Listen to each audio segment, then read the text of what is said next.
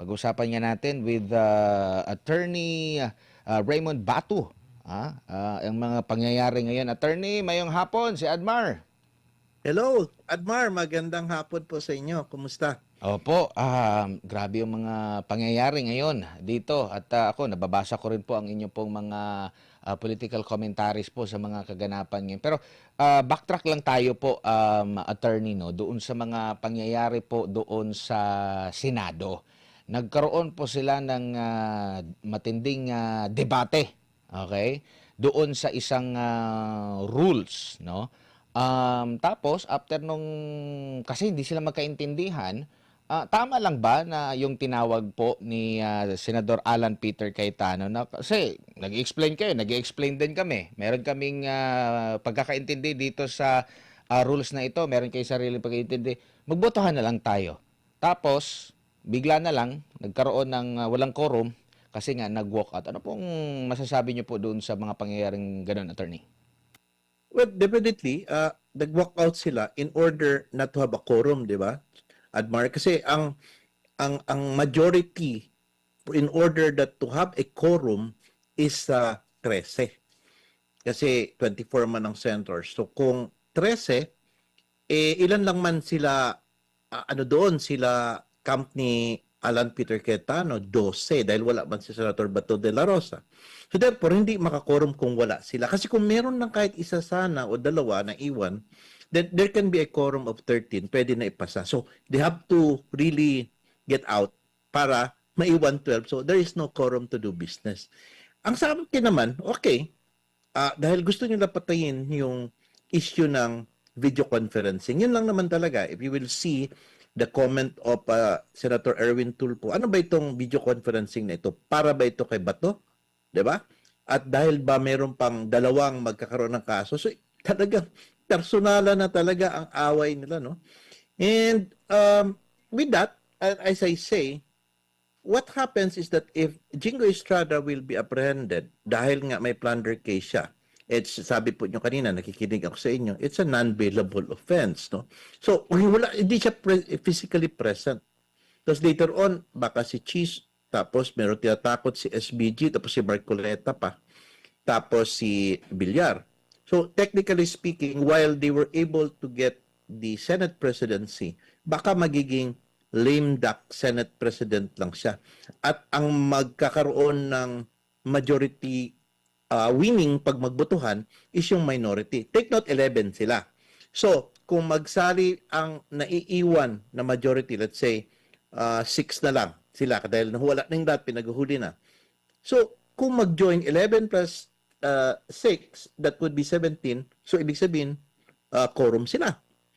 So, pag magkaroon ng presentation, lamang ang 11 sa botohan. Dahil 6 lang yung majority technically. So, magiging parang lame duck Senate President lang si APC. Yan po ang sinabi ni, nabasa ko, sinabi ni Senator Lacson, na in 24 to 48 hours, magkakaroon ng warrant of arrest. And I think when magdating ang mga ilang weeks and that we will have a de facto control. The minority will have the de facto control. Opo. Pero tingin mo pwede rin gamitin yung ginawa ng minority if ever magkaroon ng kudita na naman diyan po sa darating po na Lunes kasi nga ang nilabas pa pala ngayon na warrant is sa graft. So doon sa plunder na walang bail, di pa natin alam kung lalabas ba or hindi, pwedeng mamaya, pwedeng bukas. So ang Lunes nito kasi for sure hindi na magpapakita si kasi tinutugis na rin siya. Wala pa ang komento ng ng kapangalan mo, Bato, si Senador Bato. So possible mababawasan yung mga nasa majority ngayon. Pwede bang gamitin nila yung ginawa ng minority na para walang quorum mag-walk out down kami? Yes, in fact, if you'll notice, meron akong article dyan. Kung it takes vice versa itong political technique nila na gagawin. So, pwede pong mag-walk out din ang majority nila, Alan Peter Cayetano. So, walang quorum. And as I suggested, focus kayo dun sa committee hearings. Kasi makakuha naman kayo doon ng one-third na pwede na may quorum doon. And open now the Senate Blue hearing natin, no? Because sa Senate Blue hearing, and pakinggan na natin yung 18 Marines. We need now the need to hear down the testimony of the 18 Marines. So yun po ang aking nakita na bagay na pwede nilang gawin. Kasi what if kung magkaroon po ng quorum during sa plenary, plenary quorum, at sabihin nilang mag-file sila ng motion or opposition doon sa panukala or sa motion na mag-request ng video conferencing at botohan nila na hindi pwede, edi tapos na ang boxing. You might as well not join and walk out or so. Yun ang technique. And proceed tayo doon sa committee hearings. Kasi ang ginaworry ko, what if kung i-declare nila as vacant yung mga committee chairmanships. And they will get back now the Senate Blue Ribbon Committee. Di ba? Might as well, hindi na lang sila mag-conduct ng quorum para at least yung committee na nalagay na po doon yung sino mga members, magpatuloy na sa pagtrabaho nila. Magkakaroon natin ng expose. Ang danger lang po niyan, Admar, is that hindi ma-constitute ang impeachment court. Baka ma-delay. But, for me, okay lang, kahit kumadili na a few one, ang importante po makapag-testify yung 18 Marines. Napakabigat po ng mga testimony noon at majority of the members of the Committee on Justice were implicated there, as well as our executive, our president, no? So, we have to hear it. We have to see kung ano yung mga evidences nila. Kasi yung, as I understand from Attorney Baligod, is that it was just a tip of the iceberg yung pinresent nila. Meron pa silang evidences to present during the time that they will be able to present it fairly and reasonably doon sa isang forum katulad nitong Senate Blue Hearing Committee. Apo, attorney, kapansin-pansin, napapansin nyo rin ba na itong yung pagpapalit ng, alam natin yung pagpapalit ng liderato dyan sa Senado, hindi yan bago. Pero ang parang, ako sa tingin ko, yung bago dyan is parang atata naman, kakapalit pa lang, magpapalit na naman, hindi binibigyan ng chance. Napapansin nyo rin po ba yan? At ano ang Yes. nakikita ninyo na dahilan kung bakit atat silang palitan ulit ng kakapalit at bagong liderato pa lang dyan sa Senado? Yes. Ito yung tinatawag natin na institutional control. They want to control the Senate. Especially, sa aking tingin, it's not much on, part of course, yung video conferencing, no? Para hindi po makapag-participate yung mga nasa labas, like si Bato at yung mahuli sila Jinggoy and everyone else na yung ma-detain later on. At hindi pa rin makapag-continue ang majority na makapagboto because they will definitely win, 13 pa rin sila. Now, ang isa sa pinaka-importante rin na nakikita ko dito is that they will be controlling the tempo of the impeachment proceedings. Kasi sila yung magkakaroon ng parang control dahil sa pangyayari na ito. Ang importante kasi, yung tinatawag nating institutional control ng yung Senate as an institution is that they will control the narrative. They can slow down, they could just impeachment ito they could slow down, they could rule on motions na especially kapag we know for a fact that they are allied to the administration, they could control the narrative in favor of the prosecution because it is nga a numbers game. Now, with respect sa Senate Blue Ribbon Committee hearings, they may, if they control that again, they may not allow the presentation of the testimonies of the 18 Marines. And tantamount to saying, it appears that they may be protecting the expose of these people involved in the flood control issues up to the top. So yun ang kanilang gagawin. I do not see any other point or reason why they would insist on getting back the majority. Kasi dati-dati noon, kapag makuha ang majority, okay lang man, friends sila, no? Ganyan na sa politics. But right now, no, it is definitely mandatory for them. I think it is more on the survival and personal interest to protect some people, no, that may be considered as involved in the flood control mess. Kasi lalabas po talagang ebidensya dyan. Saan kaya yung mas mabigat, attorney? Yung sinasabi nilang, kaya ano, kasi para sa impeachment or mas more doon sa flood control Yes. na issue? Yes, alam mo, Admar, I really like the way you think, no? Mas doon po sa expose. Kasi sa impeachment po, no matter how they control the narrative and everything, they cannot get 16 votes. Ma-acquit man talaga si BP Inday. But, to prove kung sino yung may kasalanan para bumaliktad ang tide at mabalik ang narrative papunta sa kanila, that is the expose of the flood control, yun masyado ang pinoprotektahan dyan. I believe that, and I think we are on the same page sa pag-think ng ganyan, Admar. June 4, sabi dito ni ano kasi kanina nag-live sa kanyang Facebook itong si Senate President Alan Peter Cayetano. June 4, Thursday, ang Blue Ribbon Committee,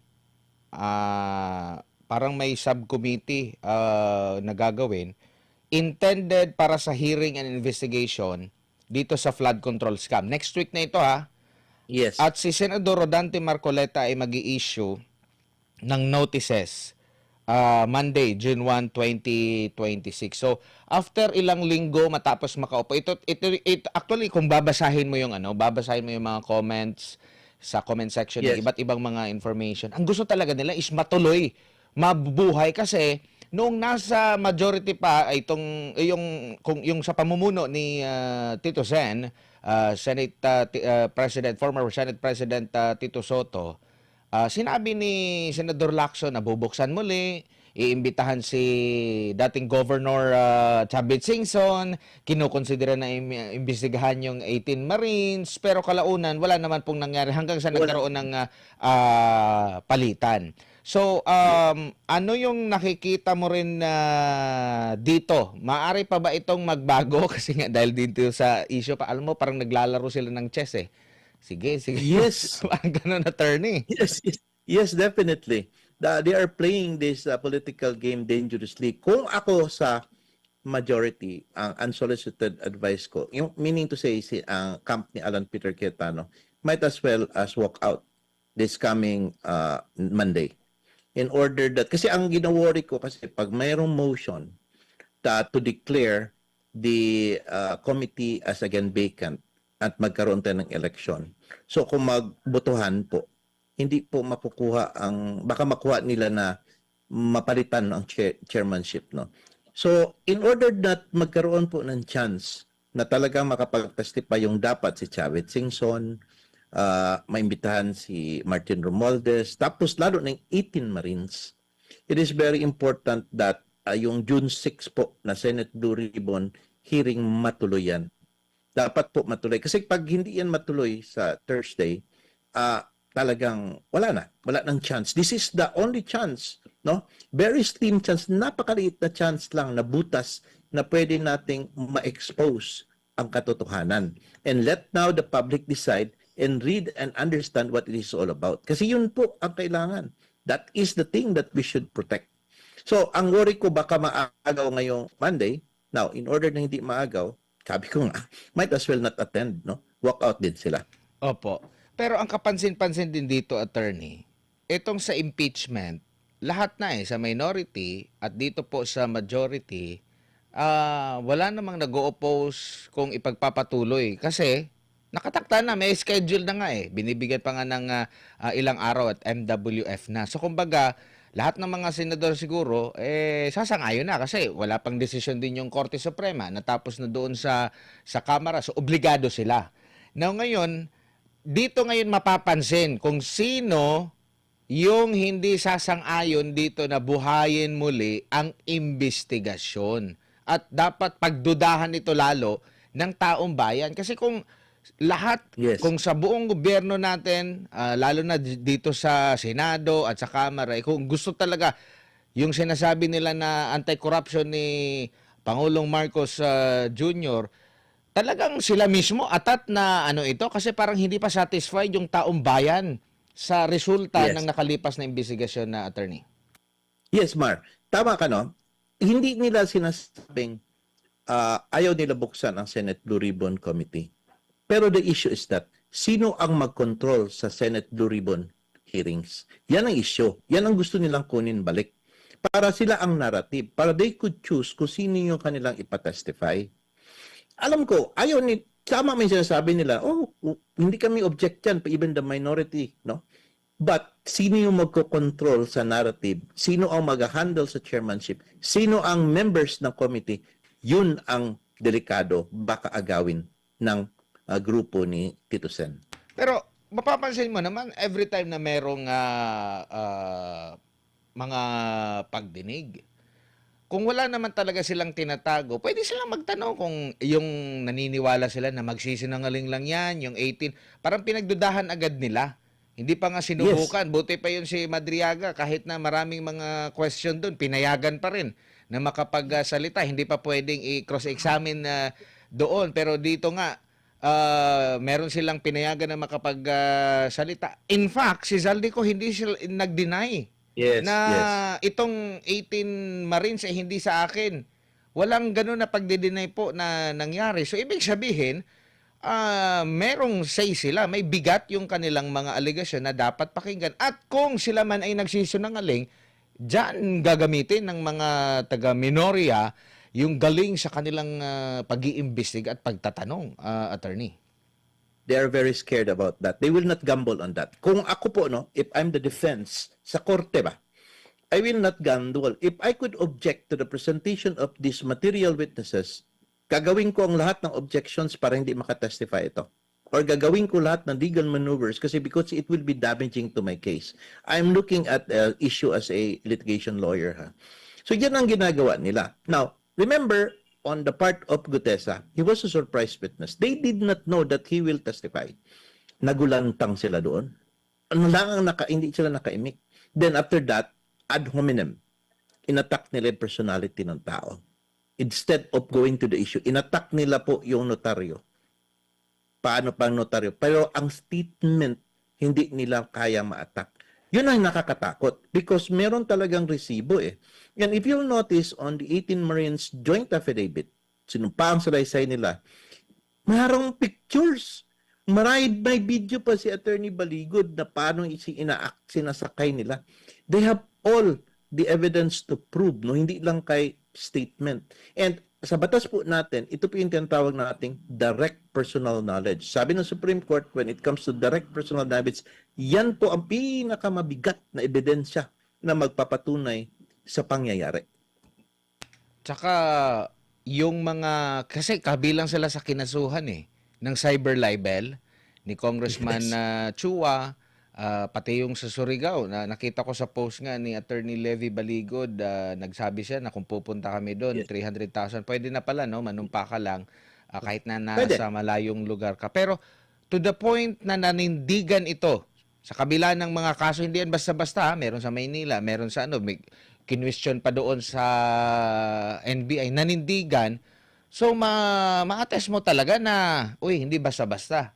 May balls ito sila. Hindi mo kasi pag sinabing nagsinungaling, matatakot ka na. Ito hindi ito basta-basta yung kanilang paninindigan sa kabila ng, alam niyo naman, may pamilya. Sa atin pa naman dito, pamilya agad yung kung gigipitin yung pamilya, doon sa Bisaya pa muhumok ang kasing-kasing, no? Pero sa kabila nito, nanindigan pa rin po sila, attorney. So patunay talaga na dapat imbestigahan ito sila. Dapat malaman natin. At kung nagsisinungaling sila, pwede naman yan silang ang dami mga matatalino sa mga sa Senado na pwede nilang 'di ba? Pa nga sila, nakapag-file ng mga kaso dahil daw sa kanilang mga investigasyon. Yes. Tama ka, Admar, no? Kasi in fact, going back muna sa Pinay ni Chua at saka ni Barbers, no? Meron po tayong kasabihan kasi sa legal technique is the best defense is offense. So, pailan na ng kaso, especially so that since they are allied to the government, they will easily get an indictment, no? Siyempre, isang part din yun ng technique nila para gipitin po yung nag-akusa sa kanila na hindi pa nakakapag-testify, no? So, having said that, yung kanilang paninindigan para magsalita po, I think this is more than, I think it's patriotism already. Because walang reason para sabihin natin hindi sila, gagawa sila ng kasunungalingan. What will they get from it? if they are not telling the truth. I think they are now concerned with themselves, their family, their future, and the future generations. So that is how I see it. No? Opo. Dito naman po tayo sa balikan ko lang yung ano, yung usapin doon sa quorum kasi may mga ano pala 1949 na decision po yung Korte Suprema po attorney doon sa kanilang meron ding nag-walk out doon at Yes. meron ding desisyon doon sa Arroyo yata yun, Joker Arroyo versus Yes. Divinencia na kahit wala ka pala sa plenaryo, basta nasa loob ka lang ng Senate halls. oo, sa mismong loob ng compound ng Senado, pwede ka pa rin palang ano, magkaroon ng quorum, no? Yeah, bilang ka pa rin. Bilang ka pa rin. No? That is a good one. No? And these matters na naman, they will be bringing up to the Supreme Court. Kasi itetest na naman nila yung Arroyo case. No? If kung na doon ka sa Senate halls, especially, sa aking point, no? Especially that if they walk out and they registered their attendance earlier, tapos nag-walk out, I don't think that you could claim later on na walang quorum dahil nag-walk out. Diba? So, if it was intentionally done in order to avoid a quorum, then I think pwede nating masabi na applying the principles in that Arroyo case that you said, talagang may quorum. However, that is a questionable fact pa. And that is a matter that i-bring up na naman sa Supreme Court, no? So what if what happens is that this coming June is that they will again walk out or the majority will walk out? Well, the truth is that the minority now is in stopel to say, hindi, nasa Senate halls tayo, kayo eh. So therefore, quorum tayo. Di ba? Stopel na sila kasi ginamit na nila yung argument na since umalis kami, walang quorum. Pero So that's how I see it. paano yung ano magtatanong at magpapasaklolo sa Supreme Court kine-question din yung naging desisyon ng Supreme Court. Tapos tapos magpapasaklolo siya sa Supreme Court. That is the problem now, no? So meron talagang crisis sa loob mismo ng Senate, no? Sabi ko nga, this is no longer a political rivalry. It is already a personal one na ang below the belt na po ang kanya-kanya accusation. Sinasabihan na ng magnanakaw, mamamatay tao, and everything. Marami ng mga hindi na maganda, no? Both from both camps, no? Hindi lang from the other camp. So, it appears that the best thing to do, ang problema, ma-railroad yung impeachment proceedings ni BP Inday, which on my part, in my opinion, is that dapat hindi rin talaga patagalin kasi merong gigil na rin ang defense mag-present ng evidence, no? Dahil talagang may evidence po talaga tayo.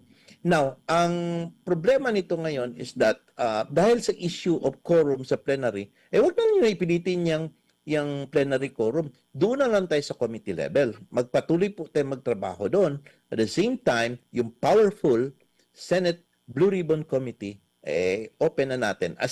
Ituloy na natin sa June 6. Halos araw-araw maririnig mo may kudita, may kudita. Tapos tatanungin mo itong sa majority, hindi, intact kami. Kaming 13 ay walang onsehan. Maganda yung mga termino na ginamit ni Senate President Alan Peter Cayetano. Pero yun nga dito dapat magtaka yung taong bayan. Bakit pa gusto nila palitan agad? Kakapalit pa lang, no? Bakit pala mag-move on na lang tayo? 'Di ba? Halimbawa, kung sa impeachment, kung magtatanong naman yan sila, 'di ba? Kung sasalain nila mismo yung depensa, makikita din naman yan ng publiko. 'Di ba? Kung magtatanong maganda Yes. yung tanungan nila. 'Di ba? Pwede doon na lang sila bumawi. Kung talagang wala silang numero, tanggapin nila, mag-move on. Mahirap ba 'yon? Pati rin yung sa investigation. Kung wala silang tinatago, doon na lang nila galingan sa pagtatanong, sa pag-cross-examine doon sa yung mga alegasyon, attorney. Well, I think because parang kumbaga napalpak kasi at hindi nasunod yung marching order. Kung sino po yung nag-order na yon, no? So, dahil nga naisahan sila, they are finding ways in order to come back and control again the Senate as well as the narrative on how it is going to work there, no? Now, with respect sa 13 na majority, I believe itong 13 ni Alan Peter Cayetano, hindi na ito babaligtad because it will be dangerous to their career. Ang tao tuwang-tuwa na sa kanila. Ang tao kanila na. Now, if they have the reason to run again in the next election, they will definitely win. No? Malaki po ang chance ng winning nila. Whereas doon sa 11, kapag may bumaliktad doon at lumipat dito sa majority, magiging hero pa. Yan ang nangyayari. So, yung sa 13, bumaliktad sila, ay they will be treated as traitors. Di ba? Talagang delikado ang political career. But kung yung 11 is bumaliktad papuntang majority, they will be treated as heroes. So, that's how I see it. Ha? That's my analysis and opinion only. Ha? Parang political analyzation ba on these possible things na mangyayari. Dagdag ko pa, attorney, may recent post lang ngayon si attorney Jimmy Bondoc. Sabi niya rito, 7 senador na daw ang ipapakulong. Lahat galing sa majority block. Bayan ko, binihag ka. Which is, naririnig na natin, no?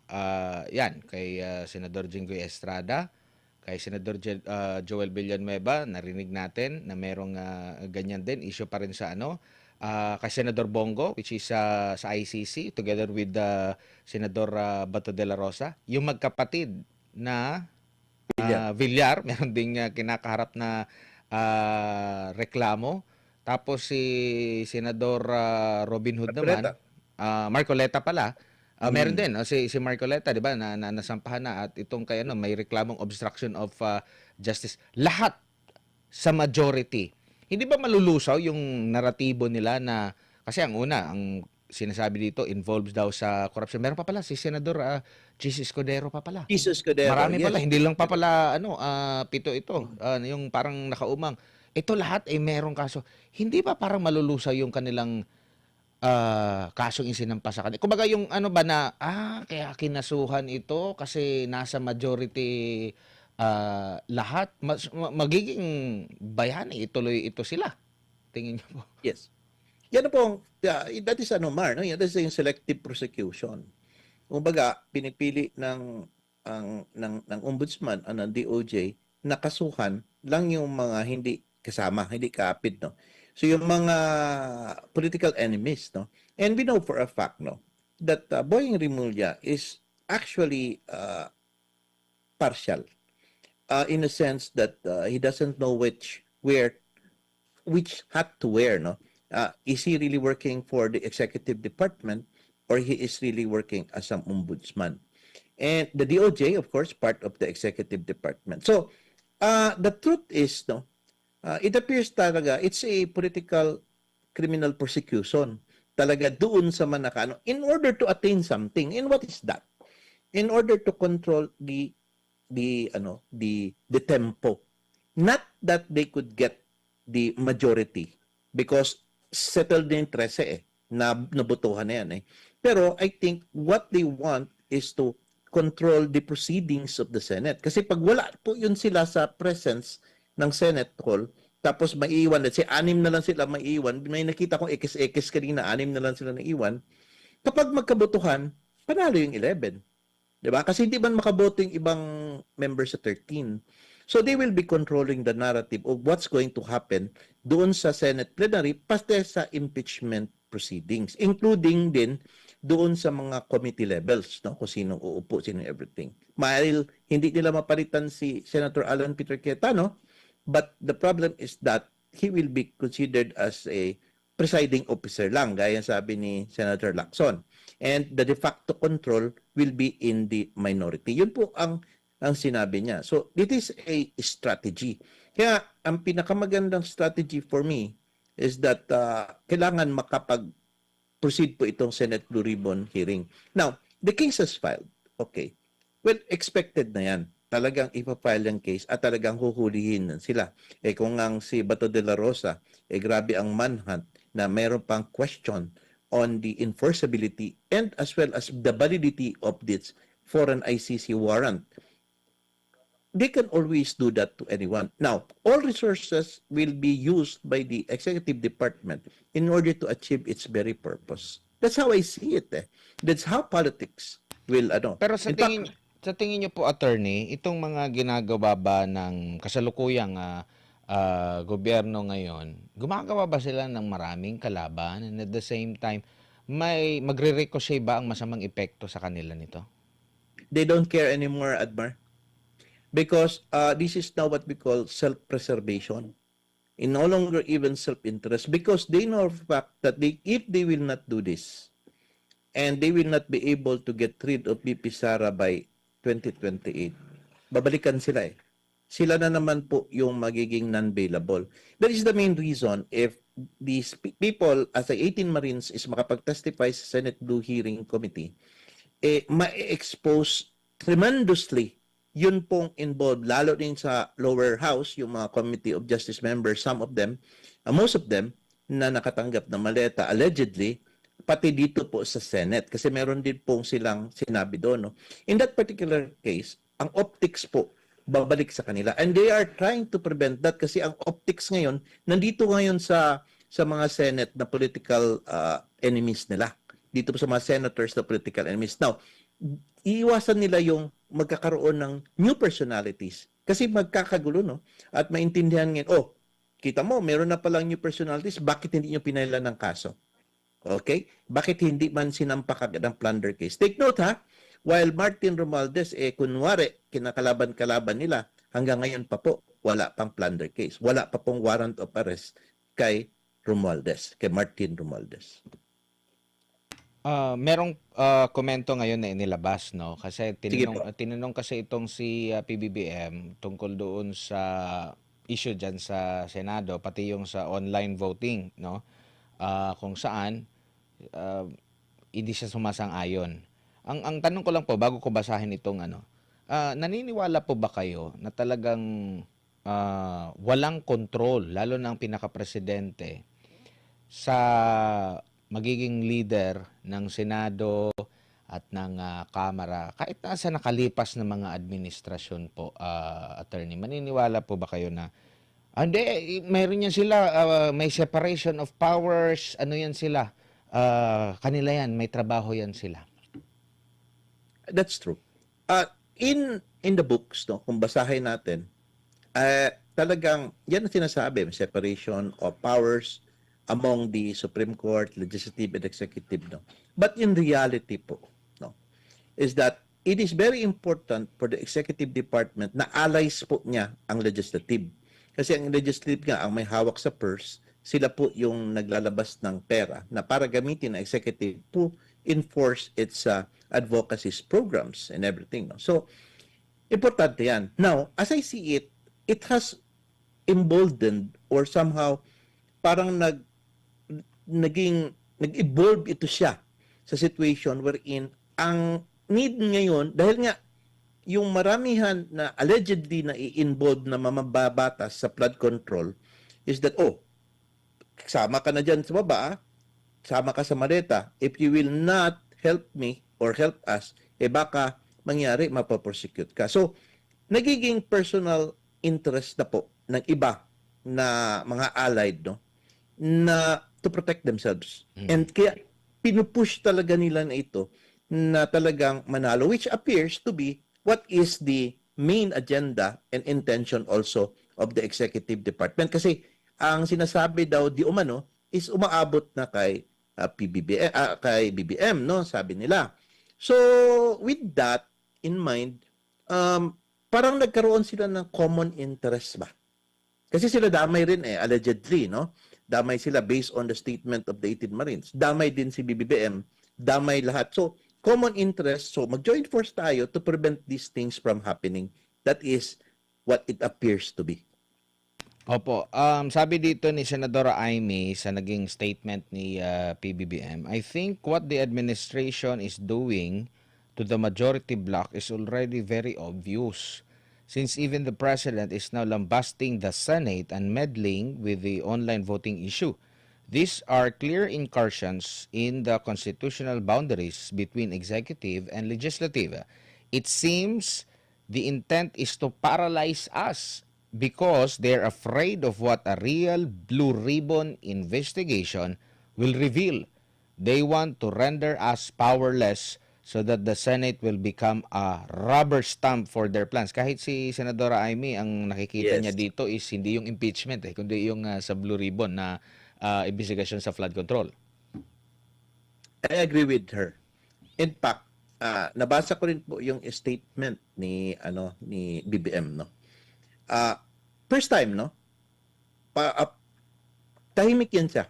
But this time po nagsalita siya. At sa pagsalita niya ngayon, hindi siya sang-ayon sa video conferencing, etc. What good will it do by stating that? I think his purpose was to send a message to everyone, allied niya. Ito ang narrative na gusto ko ipagpatuloy ninyo. Because we know for a fact na hindi man maka-influence. No? Kasi kung ako ang BBM at sabihin natin talagang ayaw niyang mag-interfere, I do not want to interfere in that kind of, that is the problem of the Senate, they solved that. Dapat ganun ang sagot niya. But since he made a message, it was that message that intended to be heard by his allies. No? So yung statement ni Marcos, alam niya, basa niya yung kapatid niya yun, I would agree with that, which appears to have the semblance of truth and factuality, and as well as parang correct framing ng pag-understand kung ano ang ginagawa ng kapatid niya. Opo. Dito po sa issue ng sa issue po dong sa investigation po sa Blue Ribbon po, no, attorney, mapipigilan, kumbaga, kahit if ever po na mabalik sa kanila yung posisyon, magkaroon muli ng kudita, kung hindi nila bubuhayin yung investigation ba ng sa Blue Ribbon, sa flood control, maganda ba sa kanila yon? Well, I mean, maganda sa kanila yun na hindi talaga mabuksan yung pero kumbaga yung backlash niyan, lalo na sa taong bayan po.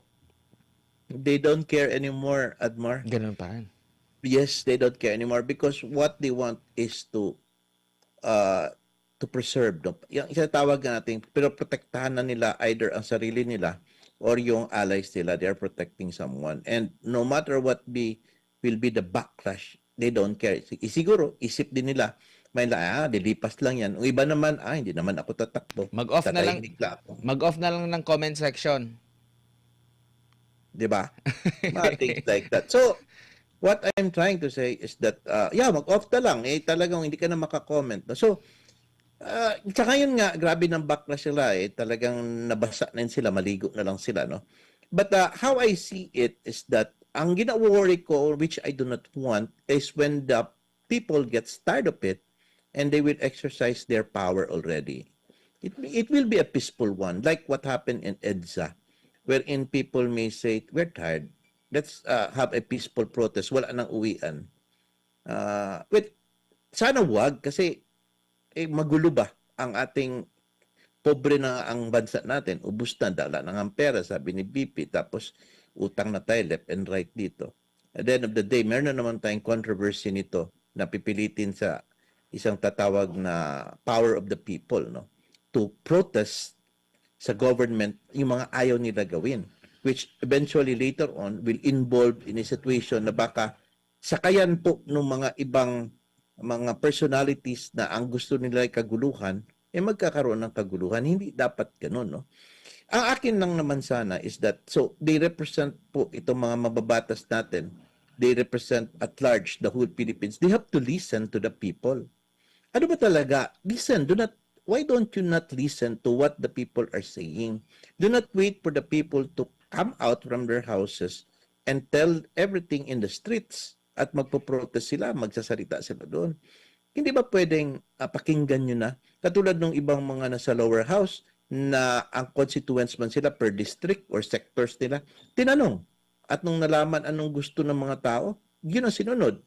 No, sabi ng mga constituents ko, ayaw nila ng impeachment, sundin ko. Why? Because I am just a representative of my district. Likewise, a senator was elected at large in the whole Philippines. You are representative of the people. You have to understand what the people wants. You have to listen to them. At you should understand na yun ang dapat sundin. But the problem is that they don't care anymore. They wanted to have their own narrative. Hindi ko naman sinasabing ang minority is perfect. majority, I'm sorry, the majority is perfect. Meron din silang mga flaws.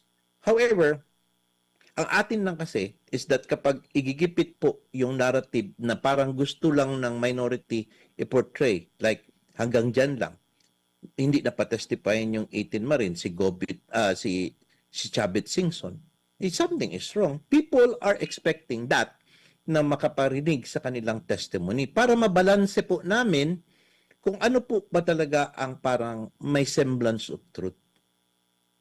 Opo. Dito ba sa mga pangyayari ngayon, lumabas yung maraming mga ipokrito, attorney? Sa, Kapal ng mukha siguro, Mar.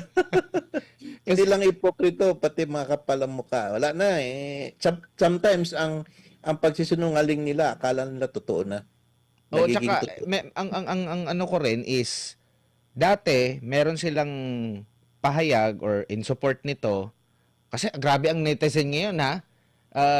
'Di ba naano mo nga yung doon ko sa iyo nabasa yung ano yung mismong ang taong bayan yung nagsuporta, 'di Yes. ba? Kay Yes. VP Sara noong kini-question, mismo ang taong Yes. bayan ngayon naglulutangan yung mga dating mga ano, mga dating mga statement, mga luma, mga file footages, pati si Mr. Noted.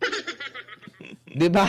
Nabuksan tuloy ni Senador Loren Ligarda. Kaya nga natanong ko sa iyo, marami bang mga kaipokritohan na lumabas ngayon sa mga instances nito na bulgar tuloy. Grabe yung taong bayan po dito, attorney. Ano masasabi niyo rito? Hindi lang doon sa indepensa kay ano ha, BP Sara, sa pagsusuri sa mga ebidensya, pati itong mga bawat binibigkas ngayon ng mga kritiko ng mga Duterte na ibabalik. At sabi mo nga, parang wala lang sa kanila yan. I-off na lang yung comment section. Hindi na nila papansinin yan, attorney. Oh my gosh. Well, actually, yung term na ipokrito, tama man din yan, no? Yung iba naman, kapal ang mukha din talaga na they don't care anymore.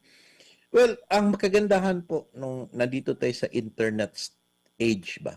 Kasi yung mga natago po ng mga videos, reports, or mga commentaries before, pwedeng kunin ulit buhayin kasi nasa cloud lang lahat. Kaya nga, baka itong interview natin, Mar, is baka later on magamit din to again sa akin. Kasi in the future, no? But what I'm trying to say is that the best evidence kasi ng, kumbaga, parang maging instapel ka, yung parang babalik sa'yo ang sinabi mo na maging ipokrito, is the video itself. Kaya nga, sabi ng sa rules natin sa court, no, it is one of the best evidence because it speaks and it clearly defines kung ano po yung sinabi mo. Unlike a picture, it paints 1,000 words, no. Pero ang video, dahil bumigkas ka doon, nagsalita ka, it will really reflect what is your intention there. Now, paano mo nang gawin yan? Nung una, inaaway mo yung mga kasamahan mo, tapos below the belt, ha? Talagang as in below the belt. Ngayon, pinupuri mo. So, it will really backlash talaga sa kanila. Talagang the more sila maapektuhan. However, the question is, maapektuhan ba sila? Naapektuhan ba sila? Or they simply do not care anymore? Opo. Dito tayo sa iba pang mga issue po, attorney, no? Sa, ito. Ito. Dito pa sa ibang issue po natin, ito pong sentro pa rin ng debate ngayon, yung paghuli. Yung obstruction ba? May obstruction ka bang nakikita doon sa ginawa during sa gulo sa Senado na mismo ang presidente kumikilala doon sa naging desisyon or paunang desisyon ng Supreme Court na meron pang kumbaga binibigyan pa sila ng binibigyan pa sila ng chance na magpaliwanag or sa kanilang panig during that time. Meron bang obstruction na nangyari doon? Halimbawa, kagaya ngayon, itong si Senador Robin Hood Padilla, nireklamo ng obstruction. Pero during that time, mismo ang presidente yung binibigyang pagkilala. Kahit nga yung NBI, kahit nga yung CDILG, ang PNP, sinasabi nila na sumusunod sila sa naging pahayag. Meron bang obstruction na doon, attorney? Alam mo kung ako kay Senator Robin, simple lang ang itanong ko eh. What law was obstructed? Ano pong batas ang inobstruct niya? Ano po ba ang mali or krimen na pinigilan niya na para ma-obstruct mo, para makuha yon? When in the first place, there is none. So, yung ICC warrant kasi is still under scrutiny and question. There is no pronouncement by the Supreme Court that it is applicable, valid, and enforceable in our jurisdiction. Wala pa yun, no? So therefore, who would say that it is a valid ICC warrant wherein if somebody will help somebody to escape is obstruction of justice na yun? Kung local court issuance ng warrant of arrest, okay yan. There will be what we call a obstruction of justice, no? Pinigilan mo mahuli ang tao. But here, questionable pa nga yung ICC warrant at bar, no? So, it's sad to say, but of course, the boss says you have to arrest that person. You have to file obstruction of justice. And when it is filed with the DOJ is under the executive department. And they will all even indict pa rin. Kaya expected po kay Robin Hood, makakatanggap po talaga kayo ng asunto sa korte. Ang chance nyo lang po na ma-dismiss or ma-acquit kayo dyan sa korte na. Kasi at least kahit papaano, meron pa rin independence ang ating local courts. Pati yung pagiging fugitive, sentro rin ng debate ngayon po, attorney. Ano pong masasabi nyo po dito? Sino ba ang magsasabi na ikaw ay isang fugitive? Pag sinabi ba ng ICC na fugitive, kikilalanin ba automatic ni Pilipinas yan? Attorney, ano bang sinasabi sa batas? No, you cannot be a fugitive. No? In the first place, before you become a fugitive, you must have broken a law. And what law has been broken, according to them, is yung crime against humanity. Now, based on the filing nila sa ICC, and there is now a warrant, the question is that warrant enforceable kay Bato? Therefore, how could you call a person fugitive when the very main issue ng ICC warrant is under scrutiny ngayon, judicial scrutiny by the Supreme Court? So it is unfair to say a person as a fugitive because of that. So marami pong mga legal luminaries nagsasabi na there can be no issue. Of course, the other side of the camp would say he is a fugitive of justice. Now, what is that justice, no? The only way that we would say that he is a fugitive if that yung ICC warrant, when brought to a competent judicial authority here, will be confirmed, or a local court has issued a warrant for the arrest of Bato de la Rosa and he will evade dong arrest na yon. That is the time that he becomes a fugitive. Opo. Attorney, sino po bang magsasabi na merong problema sa ating judicial system? Ang executive ba mismo or ang judiciary mismo? Well, it is the judiciary because in all interpretations of laws, treaties,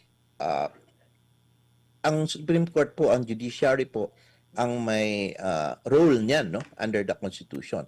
And everything will be decided in accordance with our 1987 Constitution. If it talagang meron ba siyang, ang pag-i-enforce ba ito, may binayolate ba sa Constitution or not, or sa batas. Even these treaties, even Republic Act 9851, they must all conform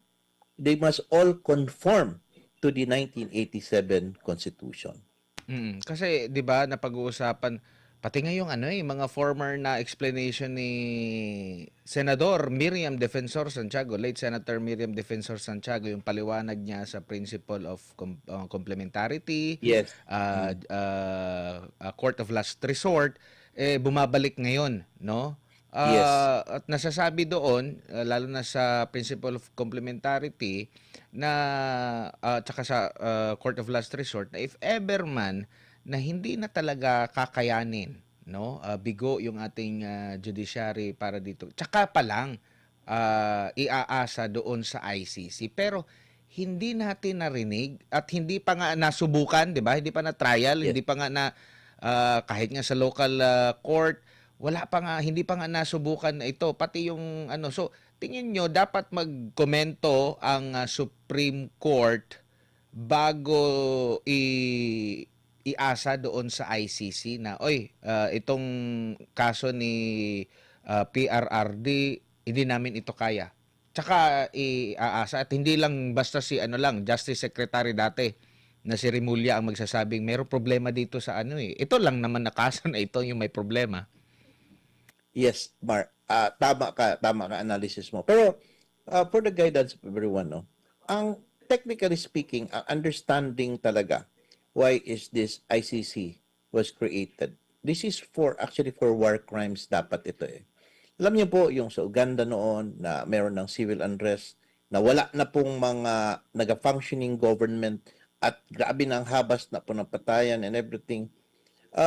Kita po yung panood niyo yung Hotel Rwanda. Maganda po yun na movie. And with that, yung mga tao na involved noon, pagkatapos na, no, they can be prosecuted na sa ICC because hindi naman gumagana ang courts at that time. Wala na pong gumagana na mga agencies of the government to enforce or to prosecute. No? Katulad po nung mga gera nung nangyari noon sa, for example, yung sa Germany noon. So pag yung klaseng disorder na yan, yun po dapat pumapasok ang role ng ICC, no? Yung hindi na po gumagana po yung government. Now, although sa sinasabi sa ICC is that dalawa yun is the inability of these systems, no, of the government to handle cases like this. Or second, meron ngang ability pero genuine nga ba ang pagpapatupad nito? Now, we asked that question and in fact, during the interpellation of Justice Marvick Yunen, tinanong niya, are you trying to say that we are unable to do our job anymore? Are you saying that there is no genuine things? Sabi, may sinagot yung lawyer na, not on your part. So what is they trying to say? On their part, on the executive? So hindi po, no? The system itself is in place. We have seen, no? Look at remember what happened to the Maguindanao massacre. Yun, it is a crime against humanity. Yun, sobra talaga ang ginawa noon. But, what happened? Our courts assumed jurisdiction and tried these people and most of them now are in jail and suffering and has been sentenced. Ibig sabihin, gumagana po ang judicial system natin. Kaya nga, yung issue nga ng complementarity is yung back up court lang ang ICC kung hindi na kaya ng main courts ng isang state, no? And iyan siya po is parang court of last resort kung wala na talaga. So yun talaga ang pagka-understand namin. In fact, sa pag-aaral ko noon sa international law sa school, sa law school, yun talaga ang concept, no? Na parang yung merong yung takeover, nagkaguluhan na sa isang country na talagang wala nang nag-function na government, patayan na dito, patayan na. Yun po ang nakikita doon na Opo. genocide and crime against humanity. Kasi halimbawa, kabilang doon sa sinasama nila sa EJK is yung panahon pa na naging mayor si PRRD dyan po sa Davao at naging chief of police si Senador Bato de la Rosa sa Davao. Hawak yun ng Aquino administration kung saan ang Yes. Justice Secretary during that time ay si Secretary De Lima or Congresswoman Yes. De Lima ngayon. So, ibig ba sabihin silang inutil sila dahil grabe yung force nila doon, national. Tapos next pa, itong after ng Marcos administration, wala bang kakayanan yung national government na gamitin yung kanyang puwersa, maimbestigahan?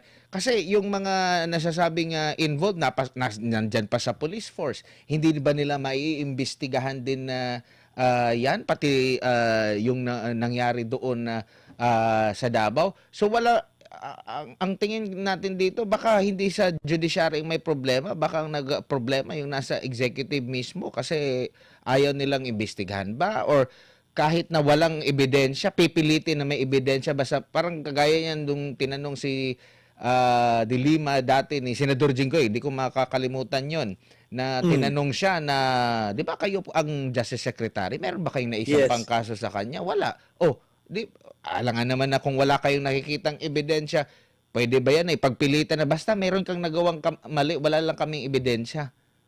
Pwede ba yun, attorney? You know what I understand is that the ICC, if it could see that the proceedings in the ICC and its yung mga writs niya, yung mga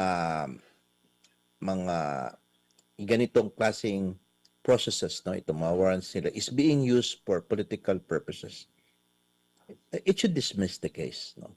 Because hindi man kasali kasi ang politics na gamitin sila. I just could not understand, really, with due respect to the ICC, why are they taking cognizance of this case, no? Maraming mga theories na kinikwento nila. So, marami daw connect yung mga kaliwa doon sa Netherlands. Tapos, meron nagsasabi naman na napondohan daw ng pera. Talaga, that is the maleta-maleta, no?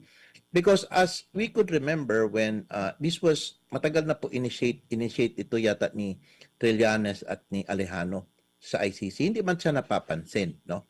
And it was at the time nung nagkaaway naman lang si Marcos at saka si Duterte that sinakyan ng administration na ito.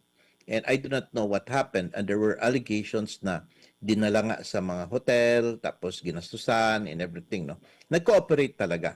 Now, if the purpose of this cooperation is not really to try a crime against humanity, but it is more of a pursuit for political purposes, then therefore the ICC could have seen that and dismissed the case, which I do not understand why they keep upholding.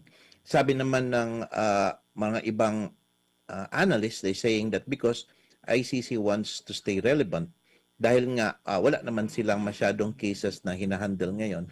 At ang sabi pa nga ng isang kaibigan ko na lawyer na isa sa mga abogado ni PRRD is that ang pinaka-active case daw at saka pinaka-juicy case ngayon is yung case ni PRRD. So they are saying allegedly that they will hold on to it kasi because by holding it, mapag-uusapan kami. Magiging relevant pa kami. Take note that ayaw na ng Amerika sa kanila. Meron ng warrant of arrest ang Russia. Ang China hindi signatory. Marami na pong hindi sumusunod sa ICC because it is being used politically. And they wanted to remain relevant. In order to remain relevant, they have to keep this case. Doon nga ako nagtataka. I was thinking nga, ma-dismiss na kagad itong case for jurisdiction. No? Take note that yung pag-approve ng investigation, full-blown investigation, it happened 2 years after na nakapag-withdraw. Tapos sabi nila, well, we still have this residual jurisdiction kasi at the time na inimbestigahan nung time na member pa sa state, hindi na po pwede dapat yun. No? Technical na po masyado na aspect yun. Pero as I see it talaga, they held on. Kaya nga, tinatanong ngayon natin sa Supreme Court, pwede po ba talaga maka-issue ng warrant of arrest ang ICC?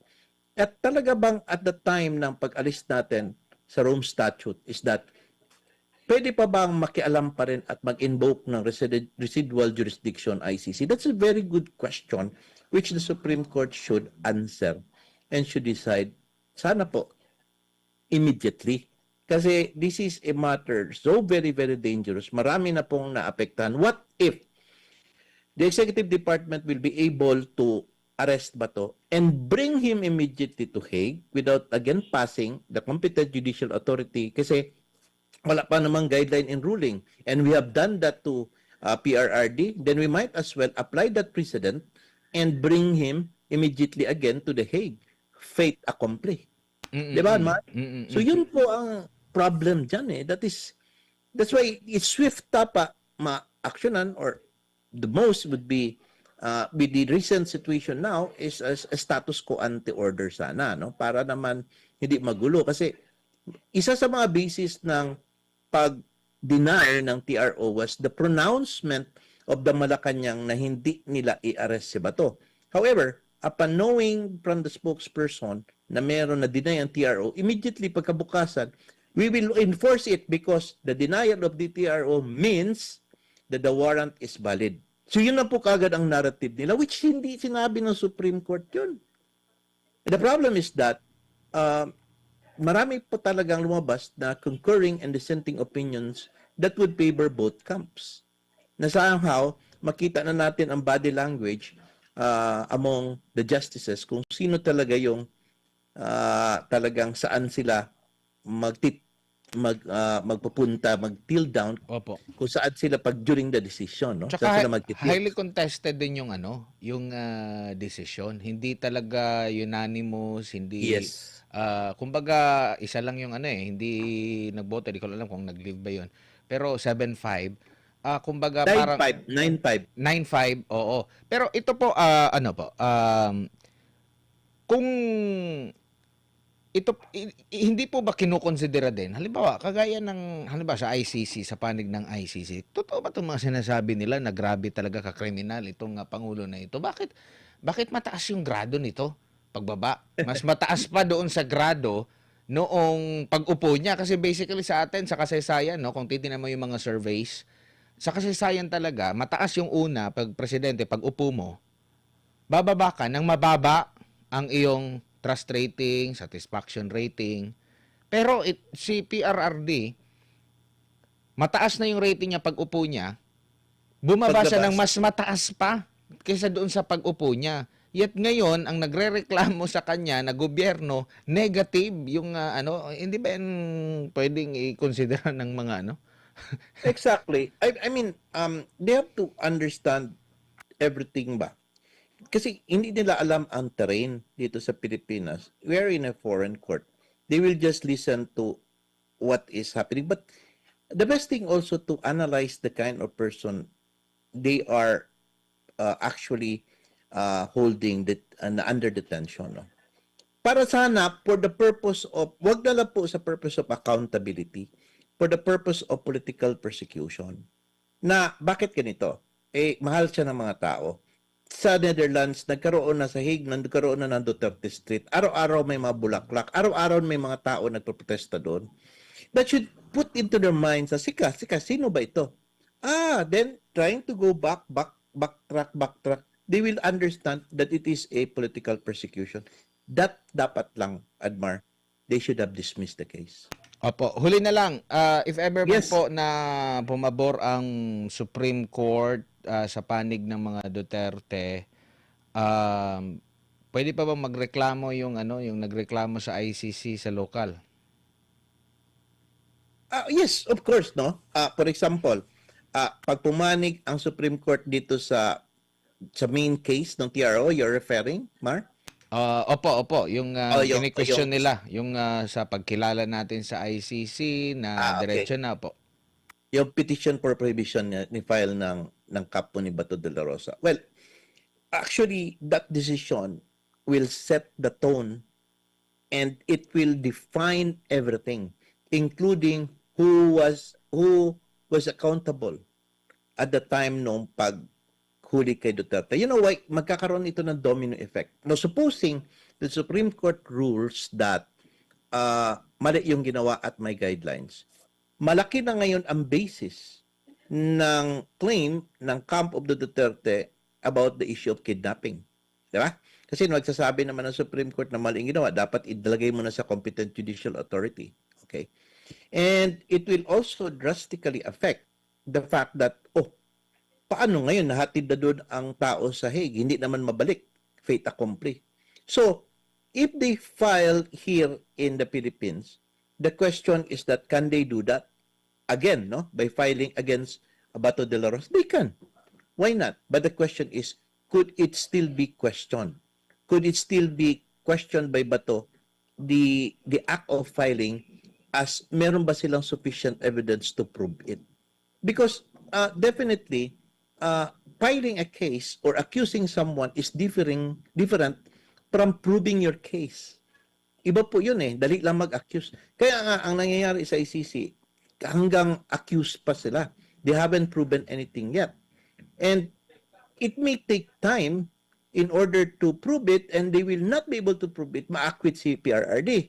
paano kung tumanda si PRRD doon or something happens to him? Nevertheless, they don't care. Why? Na-achieve nila yung purpose Napatahimik nila yung tao na itapon nila doon. And then, napaweaken nila ang base of support ni BP Inday dito. So having said that, having achieved that purpose, they actually already won sa narrative na gusto nila. Ang kinakatakutan nila nito, ang backlash. Pagdating sa 2028, ang makaupo si Inday at babalikan sila for what they did to their father as well as to her father as well as to what they did to the economy, to the coffers of the government.